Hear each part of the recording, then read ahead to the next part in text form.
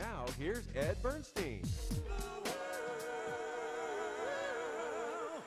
Why can't we fall in love? Just two kinds of people in the world. They are a boy and girl. Boy meets girl and love begins. Oh, what a feeling you get from within. For I shouldn't know, 'cause I'm in love. I'm the boy who told the girl how the stars above her. Just two kinds of people in the world. Why can't we fall? Well, the voice is unmistakable. Little Anthony, Oh, yes. a.k.a. Anthony Gourdine. That's me. That's you. You know, I wanted to, ask you about the name. I know that because I read your book, Thank you Little, very Little much. Anthony, My Journey, My Destiny. Grazie. That I do know that a disc jockey by the name of Alan Yes, Freed. the great Alan Freed. Great, because at that time, we're talking late 50s or middle 50s, Alan Freed, Murray the K were the big Yeah. disc jockeys, Yeah, both. Murray the K came in the early 60s. But the biggest jockeys at that time was Dick Clark and of course, my man, Alan Freed. Alan Freed. So he dubbed you Little. Yeah, And well- you know, before you go tell me the story, because I would think when I was growing up, because you're a little bit older than me, but I grew up with your I'm a music. lot older than you. No, you're not a lot older than me, but I grew up with your music. Yeah. And I always envisioned you as a really short guy because you had this name, Little Anthony. Yeah, everybody But did. you're the same height as I am. Yeah, I am, 5'9", 5'10", and unlike somebody like Little Stevie Wonder, because that's the way he was known when he did the fingertips at 12, 13 years old. Right. He changed. He became Stevie Wonder. Yeah, You wow. did you ever become Anthony? No, well, yeah, I tried it, but it didn't work. But, it's like, in those days, there were a lot of littles. Little Eva, Yeah, right. Locomotion. little Willie John, big, tiny, little Richard. He's 6 feet. So it was all a lot of nicknames in the early 50s, well, mid-50s and late 50s.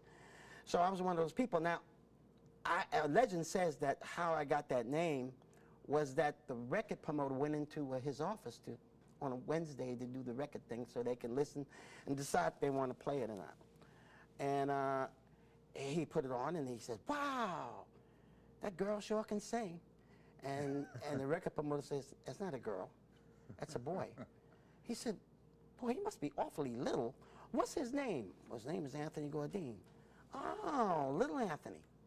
Boom. Well, that's how it started. Oh my God! Because your voice, I mean, you have a high falsetto, right? Well, actually, it's not. No? I sing some parts in falsetto when it's to do it. Especially not now. In the early years, I did that, but mostly, I still sing in high C in the natural tenor voice. But there are times when I go, like that teaser we had, came in and I was doing all of that two people in the world stuff. But that was back when I was 17 years old. So now I don't really I don't want to go around up there too much. So is your voice like compared to like Frankie Valli? His a little bit No, higher? Frankie was actually basically a falsetto singer. Right. Yeah.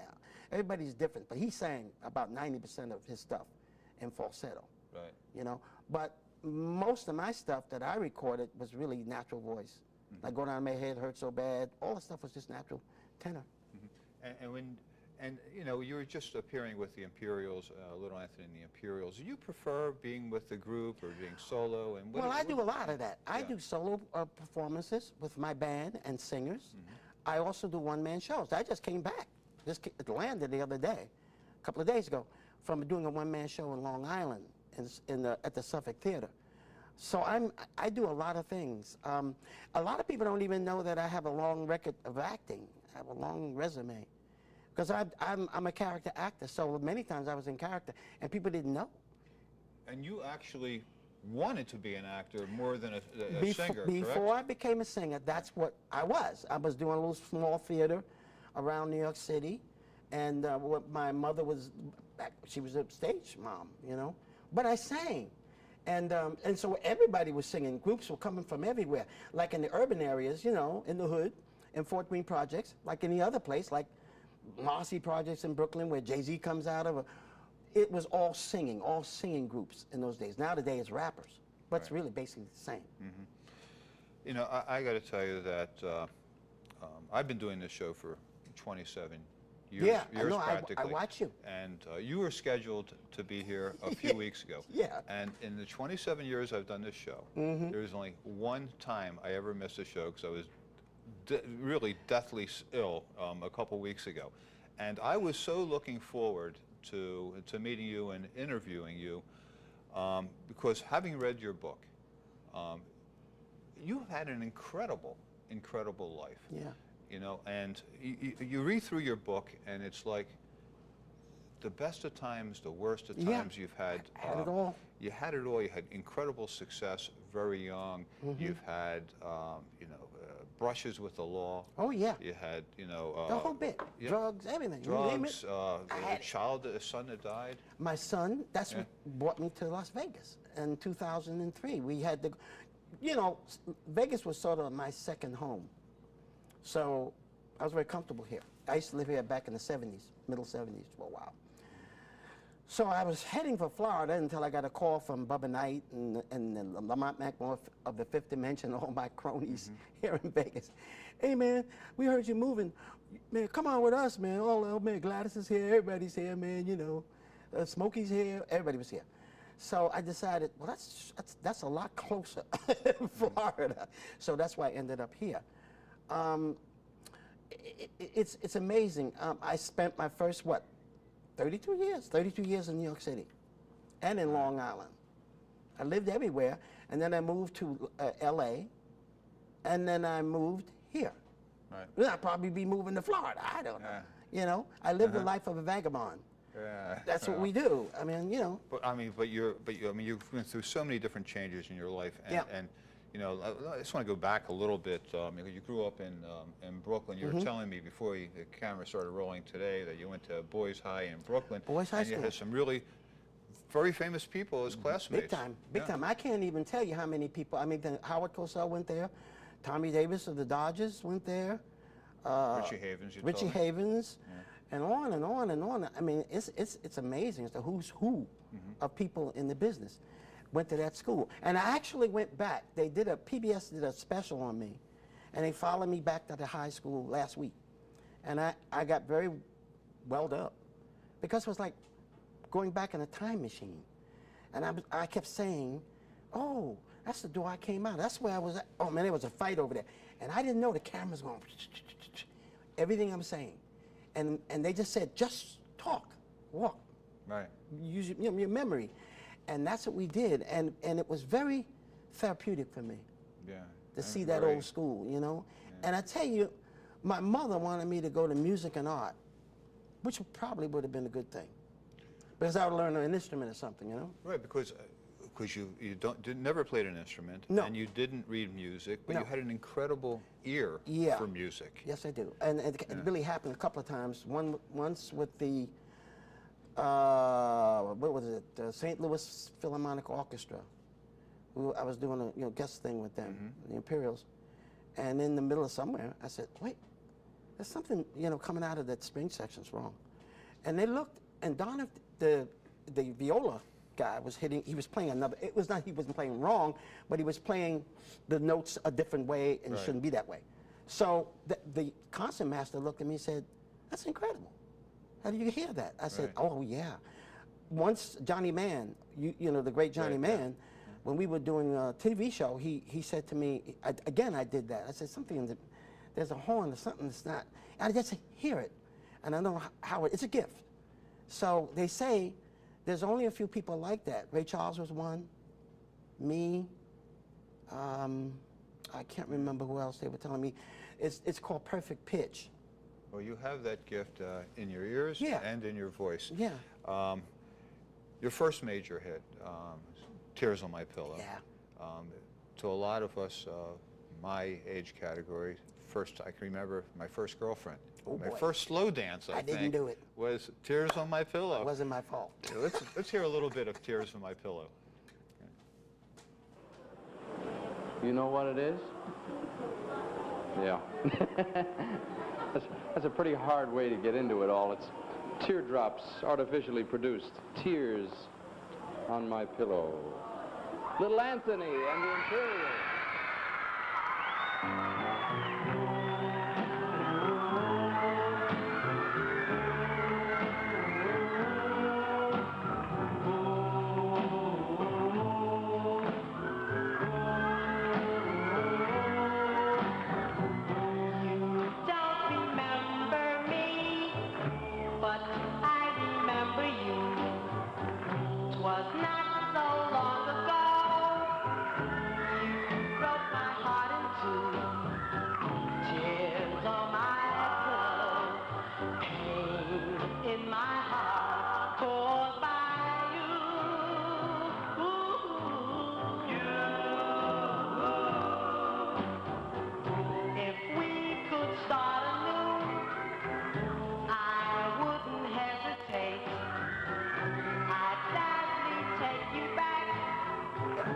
Look at all that hair. Whoa! What happened? Well, you know, I mean, what year was that? 58? 58. 1958. Yeah. Mm-hmm. You know, the one thing that I couldn't get over after reading your book and doing some research about you, you've had so many great songs, but none of them were number one. Yeah. I mean, you sold millions and millions of albums. I felt for sure Going Out of My Head was, in my mind, it was definitely a number one song. Do you know what kept us out? What? The Beatles? Supremes. The Supremes. Baby Love. Baby Love was okay. number one. Yeah. And it stayed that way. We stayed 1 and 2 for several weeks. And we just couldn't break through. I mean, it's just one of those things. It's kind of weird. And like Hurt So Bad, the same thing. That went into like number 5, number 4. Right. Couldn't crack it. And I don't know why. And you know, there was no Grammys when I started out. The Grammys came later in the 60s. And so even there, we couldn't, we would have probably been nominated for a Grammy had the Grammys been there. Right. So we never got one, and that's why a lot of people say, you never got a Grammy? No.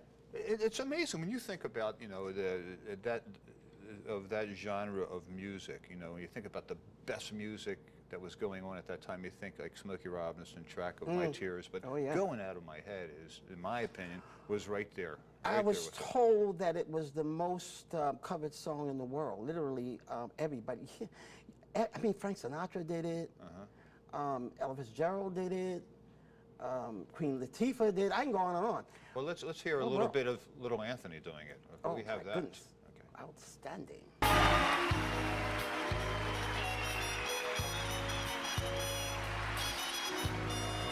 I know you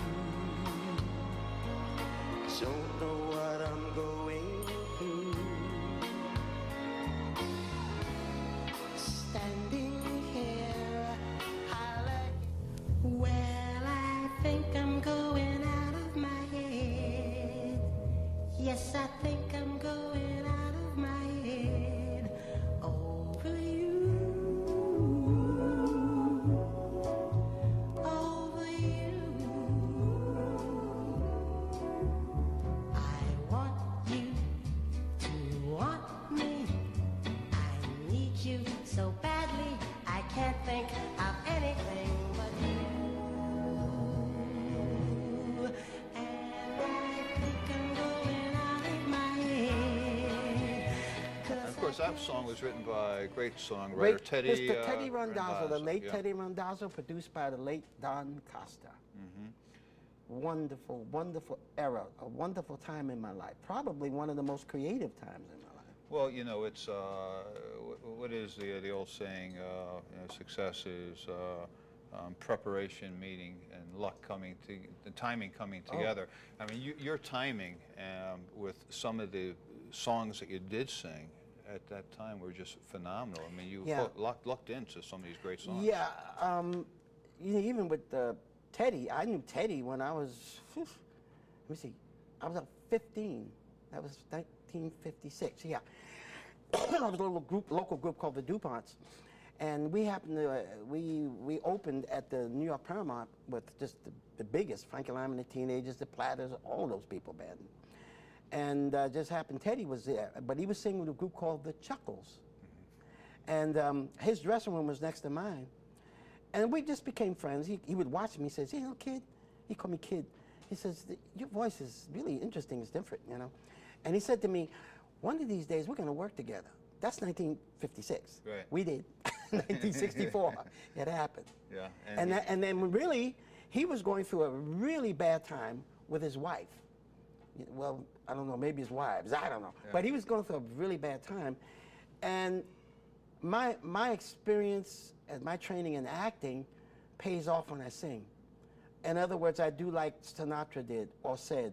That is the lyric, baby. It's the lyric. Right. So you interpret what that lyric is trying to say, and really what I was being was his voice, trying to explain the pain and the emotions he was going through. To emote those lyrics.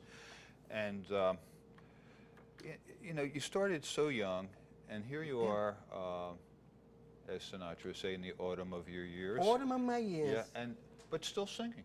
Yeah. How do you know when to stop? I don't think it's you don't stop till you leave this earth. And I've had many people tell me, "Wow, man, you're 74, but your voice sounds like you're 17, 18." You know, and I tell people, there's nothing that I did in my lifetime, if you read that book, that made my voice any better. In fact, it should have been gone. But by the grace of God, literally, it's not natural. It's supernatural. I mean, I was just thinking, I hit a note or I'll do something very interesting, even to myself. And I'll go, what the heck? How did I get there? And I remember looking at Michael Jordan. I think he was playing in Indiana or something for the championship or something. Right. And I remember that shot. He was draped with 3 players, and he fell back on his back heels, and he threw it up like, yeah, went up. Right. And it went in. He went, I don't know. That's the same thing with me. It is. That's why I tell people it's gift. It's a gift. Obviously, I don't live the kind of life I live. That helps. You know what I mean? I'm much more now that you're older, cautious. Yeah. But you weren't when you were younger. No, I did everything wrong. I should have lost. In fact, I actually lost my voice twice. Once, there was a very famous doctor in L.A. that brought me to. I'm trying to remember his name. I can see his name in my head, but it's so long ago since I've been there. But he told me, "Hey, kid, you don't have to get rid of them cigarettes." I used to smoke profusely, man, since I was 15 years old, about a pack and a half a day. And because I had all these nodes on my vocal cords. And he said, either we're going to have to take that out, or we'll just watch in time to see if it heals itself. And it healed itself. And it went away. But that was, I remember the date, January 14, 1973, when I stopped smoking cigarettes. Wow. And, but I was doing everything else. Yeah. So I heard you were quite the ladies' man, too, in those days. Those days? Oh, yeah, well, yeah. You know, it was just, it's like kid in the candy store, I guess. Yeah. I mean, you have so much attention. You know, you got to understand something. At my age, I wasn't Rudolph Valentino-looking kind of guy. I was not Billy DeWilliams at all. You know, no, I was but you're a good-looking guy. You well, have a I lot was of a homely kid. That's what it was. Girls were not attracted to me. So when I sang, they were attracted to me. So now I find some lever that I'll get somebody that like me and I can talk to and share things with. And it's just that I took it a little far. I took it literally from the Bible. It says, go forth and be fruitful. Well, I overdid it. So. You have how many children? 8? 9 children. 9? I always count 9 because my son, passed away. He's the 9th, but he'll always be my son. And 13 grandchildren. Yeah, my youngest is 1 year old. My oldest is 35. And I have 5 great-grandchildren. It's just amazing. And they're all around me. You know, I got one little grandchild home right now, Casey girl, I call her.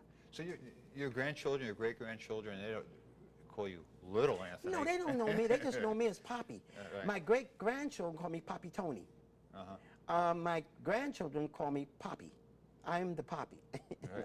which comes from my father and his, you know. Yeah.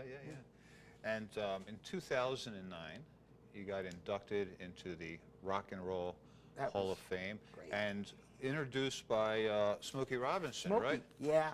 And talk about somebody else who's kept his voice over the years. We Yeah. came up the same way. I met Smokey in 1959 and at Inn and Gordon Records, and he was trying to get a deal with Barry Gordy.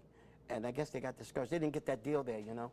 And at that time, Barry Gordy was with Brunswick Records, writing for them, writing for Jackie Wilson and stuff like that. And then he just got discouraged and went to Detroit. The rest is history. You know, so many, as I was reading through the book, I was noticing that so many of these people that you've come in contact with in your life are gone. Gone. People like Marvin Gaye Yep. and I would say about 85 to 90% of them gone. how From does Flip that... Wilson Right. to Red Fox. Red Fox. All these people. Who I lived knew. in Vegas in those I days, used to hang right? here, running Yeah. around with him Yeah. and a bunch of other people. Bill Cosby. Sammy all of them. I know Davis Sammy Jr.. Davis. I used to go up to his suite all the time. Richard Pryor. Right. I knew them all. And basically, how I really met them and knew them was here in Vegas. Because we were playing here in 1965 at the Flamingo. They were at the Sahara for years.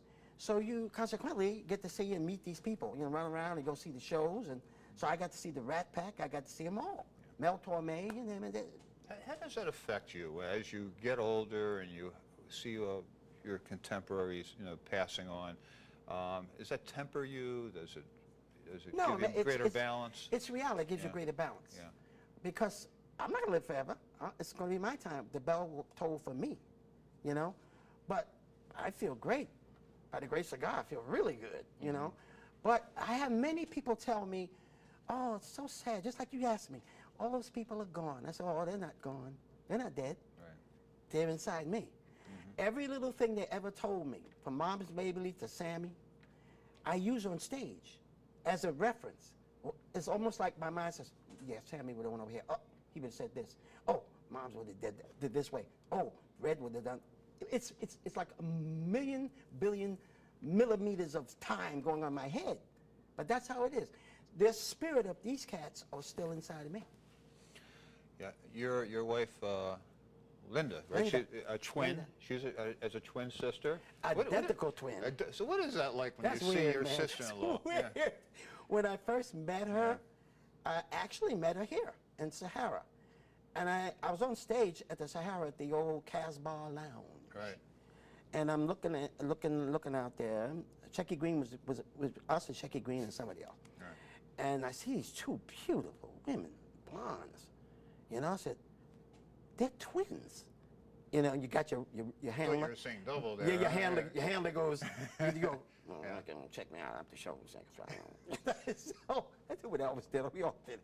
And I went out there. But the funny thing about it was I was attracted to Linda. I could tell right off the bat when I first met them, front. I tell them, it never confused me. Now if their back is towards me, Right. oh, it gets crazy. Just the other day, when Brenda was here, and she was in the living room, and I turned to say something to Linda, and Linda was standing over there, and then she moved, and Brenda kind of went in that spot. I said, now, Linda, and she had her back, and then she turns around, I go, oh. Get yourself in trouble with that. Yeah. The book talks about, I mean, you have so many ups and downs that keep referring to this. I mean, at one time you were in a car accident and somebody Yeah, that's in died Puerto Rico. And yeah. that was one of those things in life that it was very traumatic for me. I tried to explain in the book every minute, every emotion I felt. Car spinning out, a milk going against my windshield. I turned around and hit the side of this lamppost in Puerto Rico there, in San Juan. And I heard these people say, he hit him, he hit him, he hit him. And I was in the shock, as they say. The police told me I was in shock. And I'm saying, where am I? What's going on here? You know? And then I heard somebody say, he's dead, he's dead. Wow. A lot in Spanish, some in English. Yeah. I knew enough Spanish to know what it meant. And I kept saying, the police told me, I kept saying, I didn't see him. I didn't see him. I didn't see him. Really ended up I guess the family, the man that died was, his brother was the Attorney General of Puerto Rico. Wow. So they probably figured, well, this little, when they found out it was Little Anthony, they're going to get some money, if not a civil suit, you know. Right. It wasn't, the evidence was so obvious that it was an accident. And that my lawyer used to be the governor of Puerto Rico. So he was really good. And he did the measurements and a whole bit. Right. And he The said, no, reconstruction, there was no drinking. I was sober, I wasn't drinking. Just I an just come from seeing accident. my An daughter. unfortunate accident. Just an unfortunate accident. But you know, they actually built a bridge over the highway there in Puerto Rico. I don't know if you've ever been there in San Juan. But they did finally build a bridge because people were just, now you're talking about cars coming 60, 65, 70 miles an hour on that thing. You can't stop a car that fast. Right. So, in fact, they told me that I did very well. I was a good driver. I actually avoided him, but he panicked. And he went back the other way, right into the car. I was like going this way to get around him. He had that deer in the headlights And he had thing. deer in the headlight, Yeah. and he had milk or whatever he was, and he was a little bit tipsy. Well, I had a whole sheet of questions. We ran out of time to get to them. I think we have one more song queued up that I want to go out with, but I want to remind everybody, the name of the book is Little Anthony, My Journey, My Destiny. So you have an amazing story, an amazing life, and you've loved so well, and you've also hurt so bad. Oh, that's pretty good. Use that. I think we have hurt so bad. Thank you, Anthony. Thank you so much. Okay. Thank you.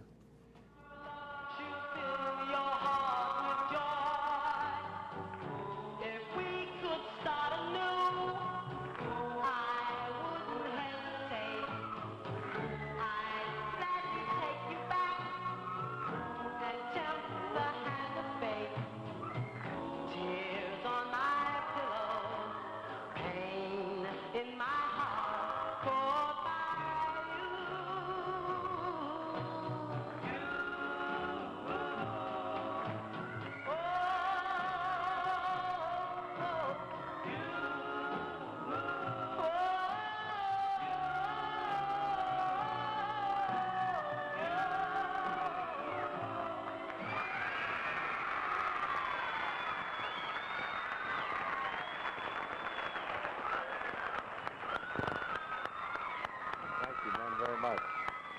Little Anthony and the Imperials. Man has kind of a very, very interesting vocal styling. There's without a doubt.